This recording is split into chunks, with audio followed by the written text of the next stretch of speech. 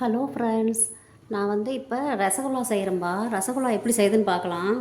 1 litre பால் எடுத்திருக்கேன். ஏலக்காய் வந்து ஒரு 10 ஏலக்காய் எடுத்திருக்கேன். சர்க்கரை வந்து 1/2 கிலோ எடுத்திருக்கேன். 1 லிட்டர் பாலுக்கு 1/2 கிலோ சர்க்கரை எடுத்திருக்கேன். இப்போ ரசகுல்லா எப்படி செய்யுதுன்னு பார்க்கலாம் வாங்க. இப்போ பால் வந்து நல்லா காய வச்சுக்கலாம். பால் நல்லா கொதிக்கணும். நல்லா பொங்கி வந்த உடனே அதுக்கப்புறம் லெமன் புழிஞ்சி ஊற்றிடலாம். இப்போ பால் வந்து நான் காய வைக்கிறேன் பாருங்கள்.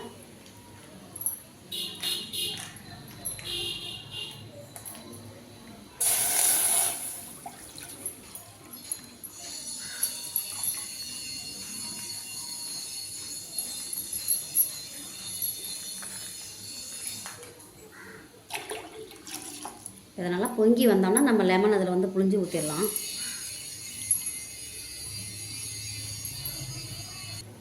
இப்போ லெமன் வந்து நம்ம புழிஞ்சு எடுத்து வச்சுக்கலாம். கட் பண்ணிக்கலாம் ஒரு லெமனை ரசகுல்லா செய்கிறதுக்கு.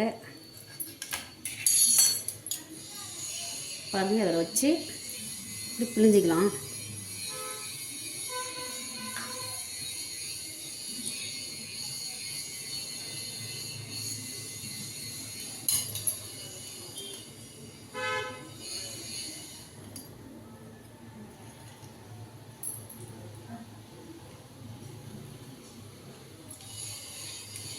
இதை புழிஞ்சி ஒரு பக்கம் வச்சுக்கலாங்க. பொங்கி வந்தப்போ இதை நம்ம லெமன் அதிலே போட்டு எடுத்து பால் பாருங்கள் நல்லா பொங்கிடுச்சு. இப்போ பொங்கதில் வந்து இப்போ நான் லெமன் போட போகிறேன். நல்லா பொங்கிடுச்சு.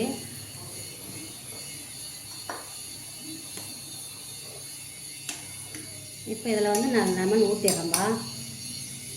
லெமன் ஊற்றி நல்லா பால் திரியாக வர்றப்ப நம்ம எடுத்து ஒரு வெள்ளை துணியில் வந்து வடிகட்டிக்கலாம்.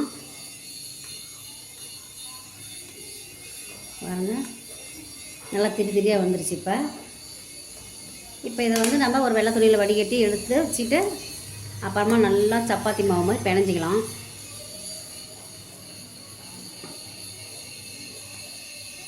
பாருங்கள், நல்லா திரிஞ்சு வந்துருச்சு.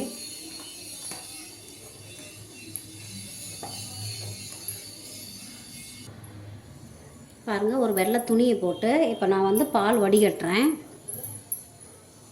பாலை வடிகட்டி இப்போ பிழிஞ்சிடணும். பிழிஞ்சு நல்லா எடுத்து வச்சுக்கணும்.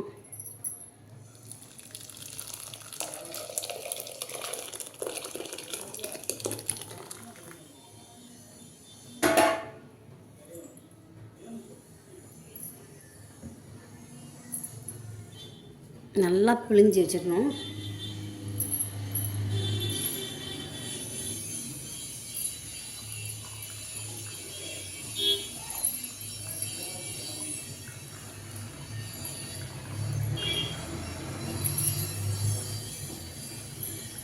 நல்லா டைட்டாக புழிஞ்சு எடுத்துக்கங்க. இது கொஞ்சம் சூடாக இருக்குது.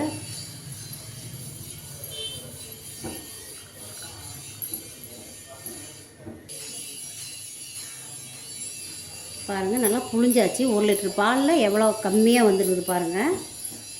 இதை வந்து நம்ம 2வது தடவை நல்லா வந்து இதை கழுவிக்கலாம். நல்லா புளிப்பாக இருக்கும். நம்ம லெமன் போட்டனால கொஞ்சம் அலசி எடுத்துக்கலாம்.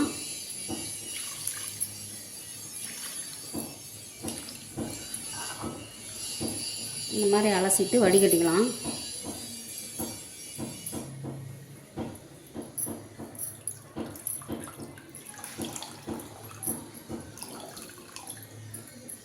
பாருங்கள், 1 லிட்டர் பாலில் இவ்வளோ தான் வந்துடுது. இப்போ இதை வந்து நல்லா வந்து சப்பாத்தி மாவு மாதிரி பிணைஞ்சிக்கலாம்.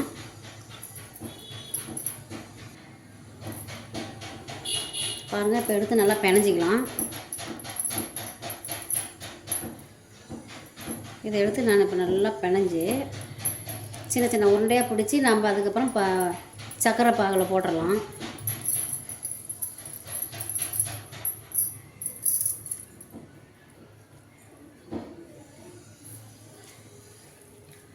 பாருங்க, நல்லா பிணைஞ்சிக்கிறேன்.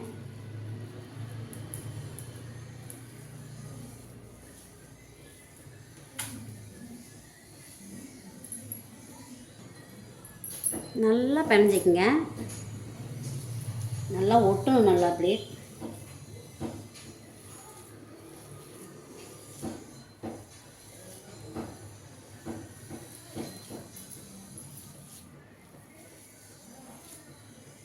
இப்படி நல்லா ஒன்றோட ஒன்று ஒட்டிடுச்சுன்னா அதுக்கப்புறம் நம்ம சின்ன சின்ன உருண்டையாக பிடிச்சிக்கலாம்.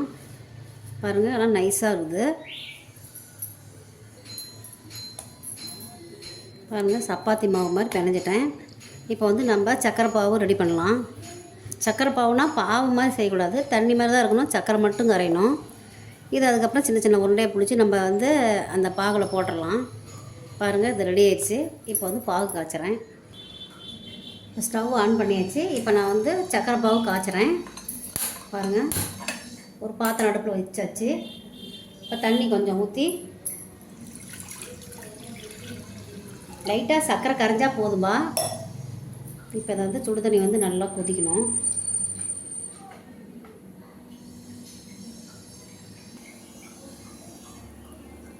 தண்ணி பாருங்கள் நல்லா சூடு ஏறிச்சு. இப்போ நான் வந்து சர்க்கரையை வந்து இதில் போடுறேன். இதில் போட்டு சர்க்கரை கரைஞ்சா போதுங்க, நல்லா கரைஞ்சிடணும்.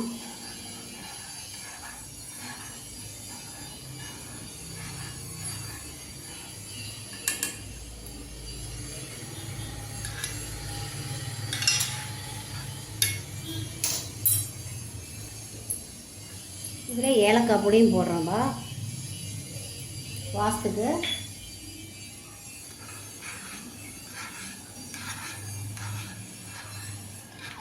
சர்க்கரை கரைஞ்சாவே நம்ம ஆஃப் பண்ணிடலாம்.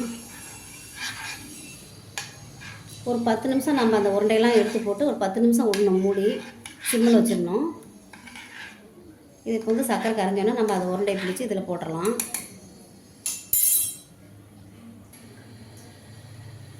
பாருங்கள், இப்போ சின்ன சின்ன உருண்டையாக நம்ம பிடிச்சி அதை வந்து அந்த பாகில் வந்து போட்டுடணும். இது மாதிரி சின்ன சின்னதாக பிடிச்சிக்குங்க. ரசகுல்லா உருண்டை அவ்வளோதான்ப்பா. சின்னதாக பிடிச்சிக்கிட்டிங்கன்னா அதை வந்து வேகக்குள்ளே கொஞ்சம் பெருசாக வந்துடும். உங்களுக்கு எந்த சைஸ் வேணுமோ அந்த சைஸ்க்கு நீங்கள் உருண்டை பிடிச்சிக்குங்க. 1 லிட்டர் பாலுக்கு 1/4 கிலோ ஆகிற மாதிரி வந்துருக்குது. இது மாதிரி ஒன்று நம்ம பிடிச்சி உருண்டை பிடிச்சி நம்ம அப்புறம் பாகில் போட்டுடலாம். பாருங்கள், எல்லாம் சின்ன சின்ன உருண்டையாக நான் பிடிச்சாச்சு. இப்போ வந்து இது பாகில் போடுறேன். இது ஒரு 10 நிமிஷம் வெந்துட்டால் நம்ம அப்புறம் ஆஃப் பண்ணி எடுத்துக்கலாம். பாருங்கள், ரசகுல்லா ரெடி ஆயிடுச்சு. இப்போ நான் வந்து ஒன்று அதில் எடுத்து போடுறேன். ஒரு 10 நிமிஷம் நம்ம வந்து கொதிக்க விடணும் சிம்மில் வச்சு. அதுக்கப்புறம் நம்ம எடுத்து சாப்பிட்லாம். இப்போ பார்க்குறதுக்கு இது சின்ன உருண்டையாக இருக்குது. இது வந்து வெந்த பிறகு கொஞ்சம் பெருசாகிடும். பாருங்கள், 1 லிட்டர் பாலில் நான் செஞ்சுருக்கேன்.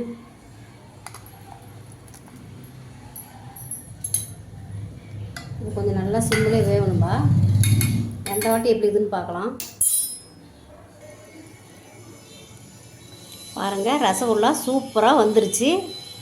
இப்போ வந்து இதை நம்ம இறக்கி வச்சிடலாம். நல்லா சாஃப்டாக பாருங்கள் இருக்குது. இப்போ இதை இறக்கி வச்சிடலாம். பாருங்கள், ரசகுல்லா ரெடி ஆயிடுச்சு. இப்போ இதை சாப்பிட்டு பார்த்தா சூப்பராக இருக்கும். பாருங்கள், நல்லா சாஃப்டாக இருக்குது. இது மாதிரி நீங்களும் செஞ்சு பாருங்கள், ட்ரை பண்ணுங்கள். பிடிச்சிருந்தால் லைக் பண்ணுங்கள், ஷேர் பண்ணுங்கள், சப்ஸ்கிரைப் பண்ணுங்கள். தேங்க்யூ.